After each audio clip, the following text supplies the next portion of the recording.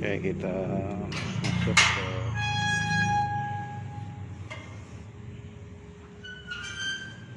makam Datu Sanggul.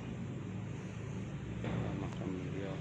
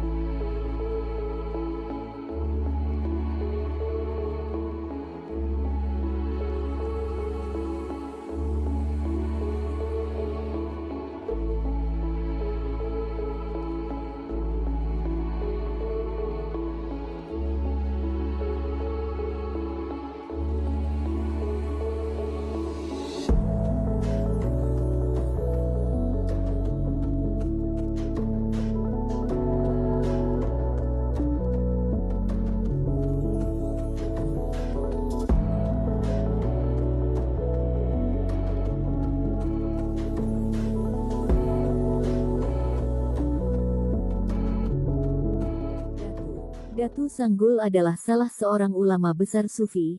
Selain mempunyai ilmu yang tinggi, beliau juga dikenal sebagai seorang yang dikjaya.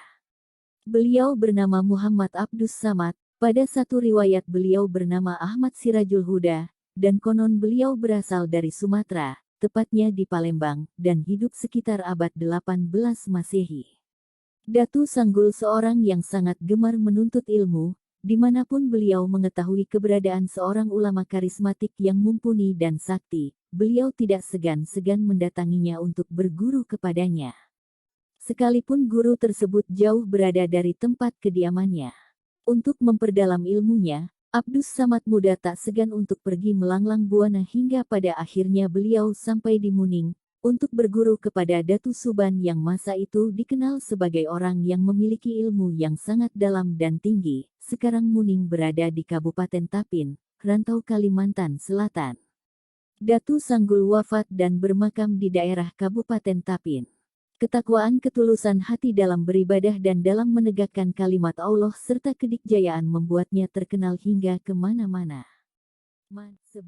Sebab Abdus Samad berguru dengan Datu Suban adalah karena mendapatkan satu tanda, yaitu mimpi bertemu Datu Suban. Tanda tersebut diperoleh ketika dalam keadaan tidur. Dalam mimpi itu Abdus Samad bertemu dengan seorang tua, dan berjabat tangan seraya orang tua itu berkata, "Jika Ananda ingin ilmu yang sejati, maka hendaknya Ananda menuntutnya dengan Datu Suban." Di Pulau Kalimantan, di Kampung Muning Pantai Jati Munggutayuh Tiwadak Gumpa daerah Tatakan. Setelah mendengar ucapan tersebut Abdus Samad pun tersentak, terjaga, dan berkata kepada ibunya, "Bunda, mana orang tua tadi?" "Dari tadi tidak ada orang lain di sini selain ibu dan Ananda," jawab ibunya. Kemudian Abdus Samad menceritakan apa yang ada dalam mimpi itu kepada ibunya. Setelah menyadari bahwa peristiwa tadi hanyalah sebuah mimpi, seketika itu Abdus berlutut di hadapan ibunya, seraya mencium kedua tangan dan kakinya sambil berkata, "Ananda mohon kemaafan dari ibunda, dan mohon izin untuk meneruskan menuntut ilmu di Pulau Kalimantan. Jika Ananda benar-benar ingin menuntut ilmu, tempat yang lebih jauh dari itu pun, akan ibunda izinkan dan ibunda akan selalu berdoa kepada Allah agar semua cita-cita kebaikan Ananda akan dapat tercapai," jawab ibunya Abdus Samad. Kemudian Abdus Samad berkata kepada ibunya, "Apabila ibunda telah mengizinkan Ananda, maka Ananda akan segera berangkat." Kemudian jawab ibunya, dengan muka berseri penuh kerelaan, demi niat suci dan keinginan luhur anaknya. "Bila niat Ananda benar-benar untuk menuntut ilmu yang disampaikan Rasulullah, Bunda relakan kepergian Ananda. Bunda relakan ketika Bunda mengandung Ananda 9 bulan 9 hari. Bunda relakan ketika Bunda memelihara Ananda sejak kecil hingga dewasa, dan semua kesalahan Ananda telah Bunda maafkan."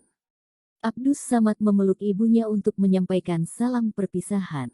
"Bunda, Mungkin persuaan kita kali ini adalah persuaan kali terakhir, dan Ananda memohon agar Bunda mendoakan Ananda untuk segera bertemu dengan Datu Suban dan dapat mencapai cita-cita Ananda. Dengan doa Ibunda Ananda berharap nanti setiba di Kalimantan akan segera bertemu dengan Datu Suban. Kemudian Abdus Samad terakhir kalinya meminta kepada ibunya. Ibunda tercinta, Ananda akan segera bayar gian jauh, doakan Ananda agar selalu memperoleh keselamatan. Dan dijawab ibunya, Bunda akan selalu mendoakan Ananda agar selalu beroleh keselamatan dan Ananda dalam lindungan yang maha kuasa. Maka berangkatlah Abdus Samad menuju Kalimantan, dengan menumpang sebuah perahu layar. Diceritakan setelah keberangkatan Abdus Samad, ibunya senantiasa mendoakan siang dan malam untuk keselamatan dan kesuksesan niat baik anaknya. Karena pelayaran pada masa itu dilakukan dengan bantuan angin, maka setelah hampir sebulan, barulah tiba di Kalimantan dengan selamat dan sehat walafiat. Keberkahan doa seorang ibu yang membawanya selamat hingga ke tempat tujuan. Sesampainya di Kalimantan, Abdus Samad kemudian melakukan perjalanan darat menuju daerah yang diceritakan orang tua dalam mimpinya. Sekian lama memasuki daerah pedalaman Kalimantan, bertemulah Abdus Samad dengan seorang laki-laki. Assalamualaikum. Abdus Samad memberi salam kepada lelaki tersebut. Waalaikumsalam, jawab lelaki tadi. Mohon maaf, apa hamba boleh bertanya kepada Tuan? Abdus Samad membuka pembicaraan dengan permohonan. Silakan Anda bertanya. Jawab lelaki tersebut. Apakah nama kampung ini? Tanya Abdus Samad. Kampung ini bernama Kampung Muning Tatakan. Jawab lelaki itu. Tuan ini siapa? Abdus Samad bertanya lagi. Saya adalah Tamingkarsa, jawab lelaki tersebut seraya menyebutkan namanya.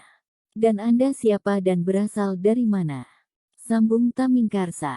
Kemudian jawab Abdus Samad. Hamba bernama Abdus Samad dan berasal dari Palembang, Sumatera. Sumatera. Kedatangan hamba ke sini adalah karena adanya hajat yang sangat besar. Yaitu hamba ingin mengangkat Tuan sebagai saudara, dan hamba ingin mengangkat Datu Suban sebagai orang tua di dunia dan akhirat. Ujar Abdus Samad menerangkan tentang niatnya. Hamba minta tolong kepada Tuan, agar dipertemukan dengan Datu Suban. Ujar Abdus Samad memohon. Datu Suban tinggal di pantai Munggutayuh Tiwadak Gumpa Muning Tatakan. Baiklah, saya akan mengantar dan mempertemukan Adinda dengan Datu Suban. Mari kita berangkat ke sana, ajak Tamingkarsa. Setelah beberapa lama berjalan, tibalah mereka berdua di pantai Munggutayuh. Sesaat kemudian mereka sampai di halaman rumah Datu Suban yang saat itu rumah Datu Suban penuh dengan para muridnya. Assalamualaikum. Tamingkarsa mengucapkan salam. Waalaikumsalam warahmatullahi wabarakatuh. Sahut Datu Suban terdengar dari dalam rumah yang diiringi para muridnya. Setelah mereka dipersilahkan masuk oleh Datu Suban, kemudian Tamingkarsa menjelaskan maksud dan tujuan kedatangan Abdus Samad. Sejurus selesai penjelasan Tamingkarsa, Abdus Samad maju dan duduk bersimpuh dan berlutut di hadapan Datu Suban seraya mencium kedua tangan dan kaki Datu Suban, seraya berkata, kedatangan hamba ke sini adalah karena adanya hajat yang sangat besar, yaitu hamba mengangkat Tuan sebagai orang tua dan mengangkat Tamingkarsa sebagai saudara dunia akhirat.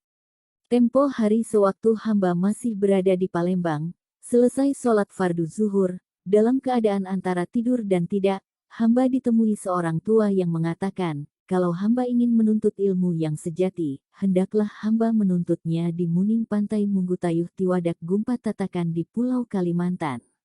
Dan menuntutnya dengan Datu Suban dan orang itu adalah Tuan. Lanjut Abdus Samad, sekarang Ananda adalah anakku dunia dan akhirat.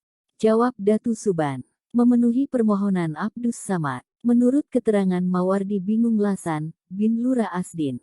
Lura Asdin adalah seorang pencatat sejarah hidup Datu Sanggul. Diceritakan Abdus Samad selama menjadi murid dan anak angkat Datu Suban. Abdus Samad pernah bertapa selama 40 Jumat, atau kurang lebih 10 bulan.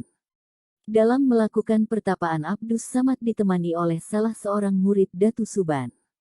Murid Datu Suban yang menemani itu, juga ikut melakukan pertapaan. Selesai melakukan pertapaan ia mempunyai kemampuan, setiap pohon yang disentuhnya akan rukat atau tumbang. Oleh itu ia diberi gelar Datu Murkat. Adapun Abdus Samad setelah menyelesaikan pertapaan, ia mempunyai karomah yang sangat hebat, yaitu, ia dapat melakukan sholat di Masjidil Haram maka Allah mukaromah setiap Jumat. Wallahu alam. Diceritakan selama melakukan pertapaan Abdus Samad memperoleh kemudahan dan pertolongan, tidak menemui halangan dan rintangan, semua berkat pertolongan Allah, kerelaan dan doa orang tua dan gurunya. Semua yang telah kuperoleh ini adalah berkat doa dan kerelaan orang tua serta guruku dan anugerah Allah. Ungkap Abdus Samad dalam puji syukurnya kepada Allah.